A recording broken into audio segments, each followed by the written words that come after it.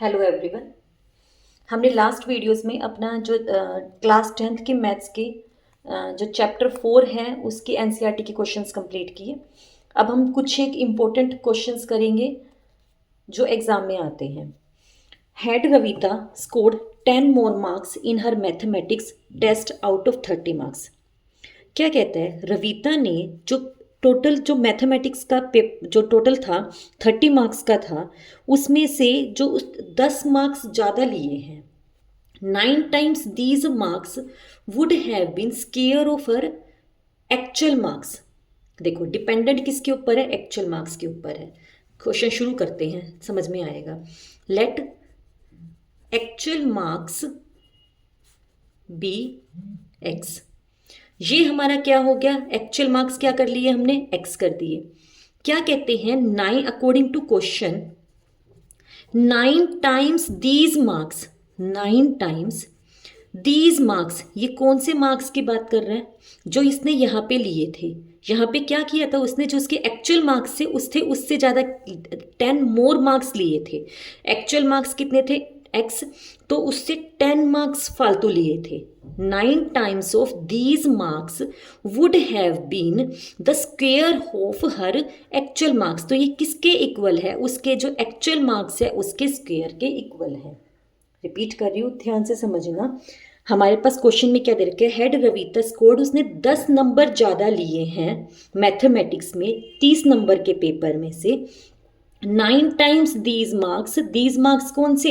ये वाले जो मार्क्स है would have been square of her actual marks, उसके एक्चुअल मार्क्स के स्क्वेयर के इक्वल है।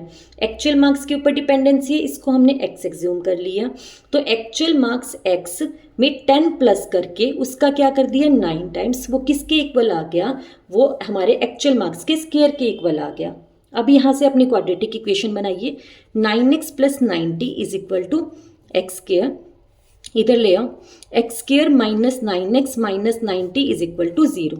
हमारी क्वाड्रेटिक इक्वेशन बन गई। क्वाड्रेटिक इक्वेशन बनने के बाद हमें देखना है कि जो रूट्स की वैल्यू है वो कैसे निकलेगी। तो डी निकालने के लिए हमें क्या करना पड़ेगा? B square minus 4ac। B square, A की वैल्यू क्या है? 1, बी की वैल्यू क्या है? -9, सी की वैल्यू क्या है? -90। पुट कीजिए, -9 का स्क्वेयर -4 मल्टीप्लाई ए मल्टीप्लाई में -90। 9 9 ज़ा 81, minus minus plus, minus minus plus, 94 ज़ा 360। हमारे पास क्या हो जाएगा? 441। 441 ये हमारे पास किसके इक्वल आ गया? हमारे पास डी की वैल्यू क्या हो गई है? डी की वैल्यू क्या हो गई है हमारे पास? 0 से बड़ी आ गई है। तो उसके बाद क्या होगा? हम एक्स की वैल्यू निकाल सकते हैं। Minus b plus minus root b square minus 4ac by में 2a। पुट करो, माइनस b की वैल्यू क्या है हमारे पास? माइनस में 9 plus minus root b square minus 4ac की वैल्यू निकाली थी हमने, बाय में 2 मल्टीप्लाई में a की वैल्यू क्या है? 1। Minus minus plus, 9 plus minus root 441 की वैल्यू क्या होती है? 21 होती है, बाय में 2।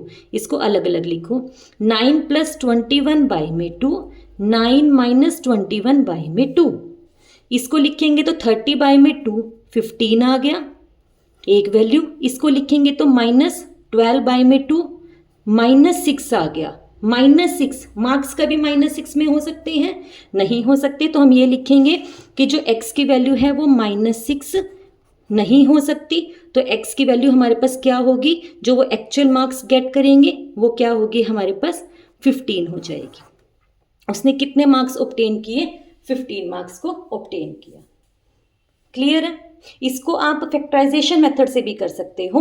फैक्टराइजेशन मेथड थोड़ा इजी होता है, इसलिए मैंने इसको थोड़ा डिस्क्रिमिनेंट मेथड से सिखाया, जो जिसमें देखो कहीं भी मेंशन नहीं है कौन सी मेथड से करना है, जिसमें आप कंफर्ट हो उसी से करना।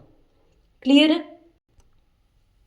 देखो सेकंड क्वेश्चन बहुत इंपॉर्टेंट क्वेश्चन है, लॉजिक समझने की कोशिश करना, समझ में आएगा। देखो क्या कहते हैं, एक मोटर बोट है whose speed is 18 kilometre per our in still water.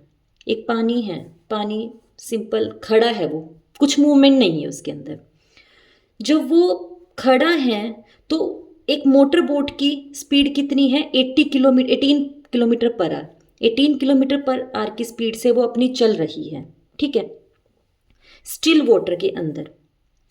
Takes 1 our मोर, 1 घंटा ज़्यादा लेता है टू गो 24 किलोमीटर, ट्रैवल कितना करना है उसको distance 24 kilometre up stream, then to return down stream to the same spot, find the speed of the stream.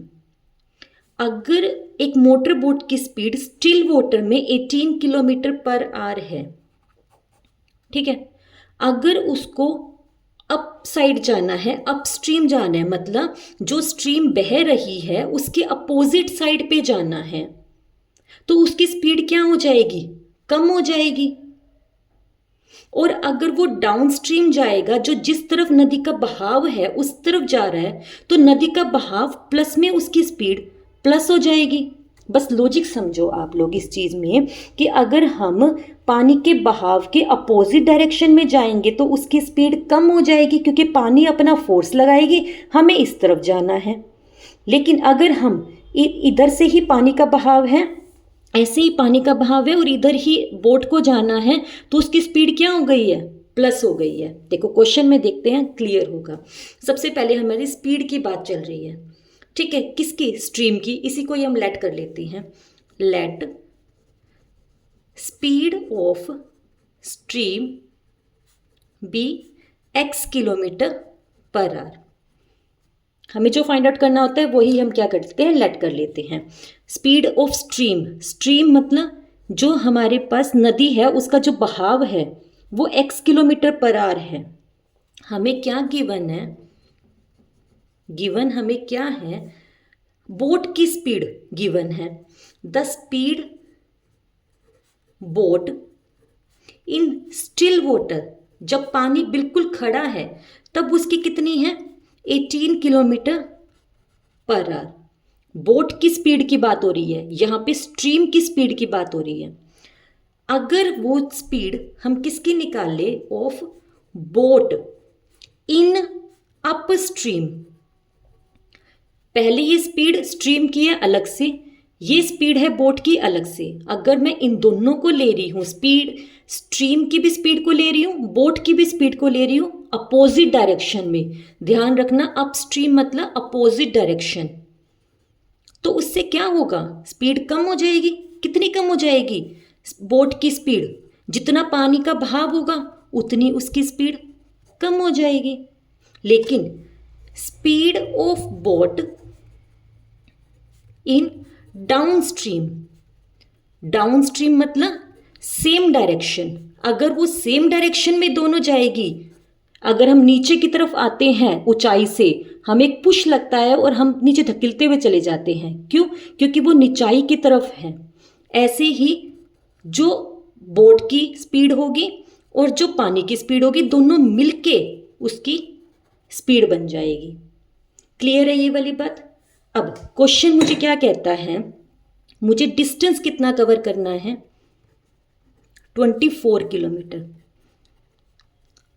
24 kilometre को travel करने में अगर मैं अपस्ट्रीम ऊपर की तरफ जाती हूँ, मुझे 1 घंटा ज़्यादा लगता है नीचे की तरफ आने में। हम क्या करेंगे, टाइम की बात चल रही है, टाइम की, अगर अपस्ट्रीम मुझे ऊपर की तरफ जाना है तो डाउन स्ट्रीम से मुझे 1 घंटा, अपस्ट्रीम में डाउन स्ट्रीम से 1 घंटा ज़्यादा लगेगा। अपस्ट्रीम का टाइम कितना होगा, डिस्टेंस अपॉन में स्पीड, यही होता है टाइम का फॉर्मूला। निकालो, डिस्टेंस तो मेरा फिक्स है 24, अपस्ट्रीम की स्पीड क्या थी हमारी 18 माइनस में x, डाउन स्ट्रीम की क्या थी हमारे पास 24 बाय में 18 प्लस में x प्लस में 1। रिपीट कर रही हूं, अपस्ट्रीम में डाउन स्ट्रीम से 1 आवर ज़्यादा लग रहा है। टाइम का फॉर्मूला क्या है, डिस्टेंस बाय में स्पीड। डिस्टेंस हमारा क्या है 24, अगर हम अपस्ट्रीम की तरफ जा रहे हैं तो 18 माइनस में x लगेगा, और डाउन स्ट्रीम की तरफ जा रहे हैं तो क्या लगेगा 18 प्लस में x लगेगा। अब इस इक्वेशन को सोल्व कीजिए, 24 बाय में 18 माइनस एक्स, एलसीएम लो, 18 प्लस में x, 24 प्लस में 18 प्लस में x, क्रॉस मल्टीप्लाई कर दो। 24 इंटू में 18 प्लस में x, 42 प्लस x तो यहाँ से आ जाएगा, और ये 18 माइनस x यहाँ से आ जाएगा। मल्टीप्लाई करके सॉल्व करो, हमारे पास क्वाड्रेटिक इक्वेशन आ जाएगी। क्वाड्रेटिक इक्वेशन मेरी क्या बनेगी, x square plus 48x minus में 324 इज इक्वल टू 0। पूरा सॉल्व करके देख लेना। इतना हो गया। किसी भी मेथड से करो, फैक्टराइजेशन से करो, किसी भी मेथड से करो। फैक्टराइजेशन से करके दिखाती हूँ अब मैं ये वाला क्वेश्चन। मेरी इक्वेशन क्या आ गई, x square plus 48x minus 324 is equal to 0। 324 के फैक्टर्स बनाओ।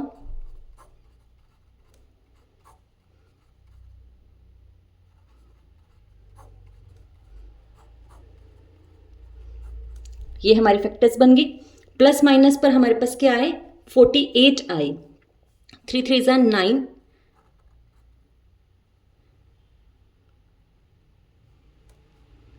3 3 ज़ा 9, 3 ज़ा 27 और 2 ज़ा 54 और 2 3 ज़ा 6। 54 और 6 इसके क्या बन जाएंगे, फैक्टर बन जाएंगे।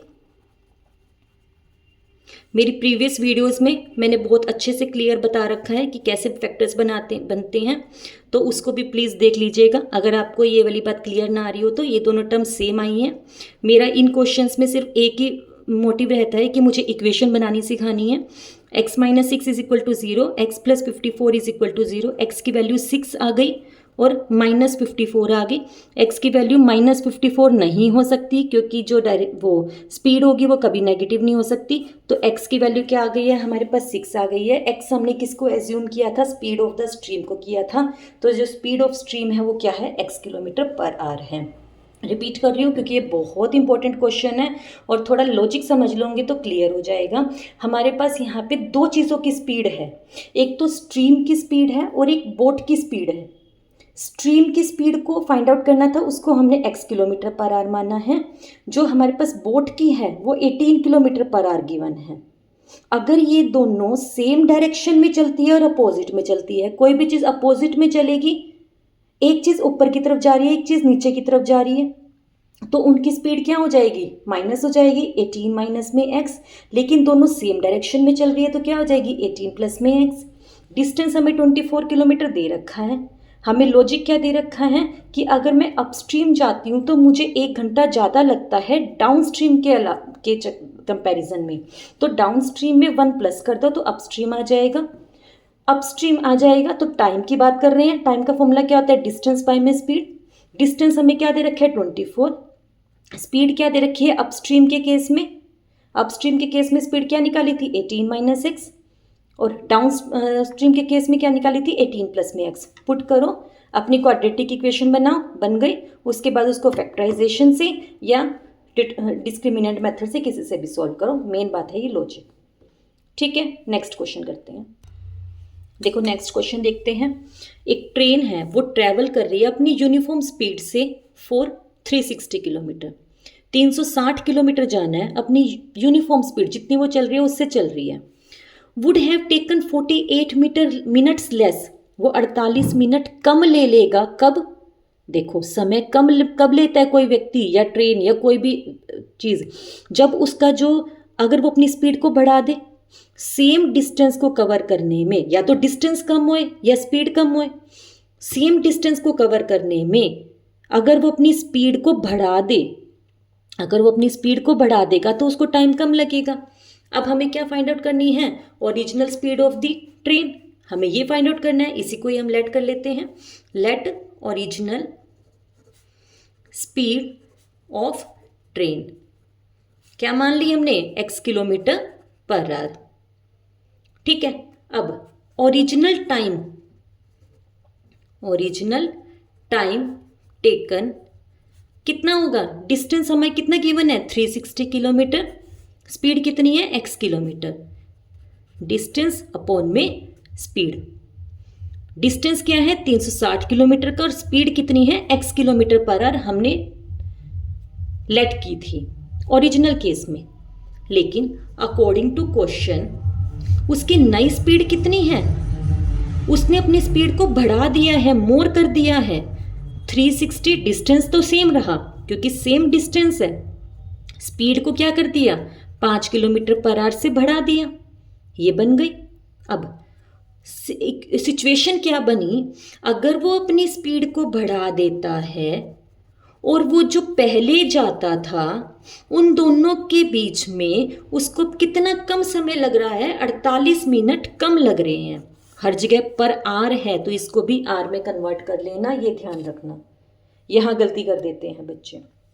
कैसे कैसे किया, उसकी जो स्पीड बढ़ गई है, ये जो टाइम आया और ये जो पहले वाला था, उन दोनों का डिफरेंस कितना होगा 48 बाय में 60 हो जाएगा। इसको सॉल्व कीजिए, 4 बाय में 5, यहाँ से 360 कॉमन ले लेना, 1 बाय में x प्लस 5 माइनस 1 बाय में x is equal to 4 by में 5। 3 यहाँ से इसको सॉल्व करो, x इंटू में x प्लस 5 x माइनस 5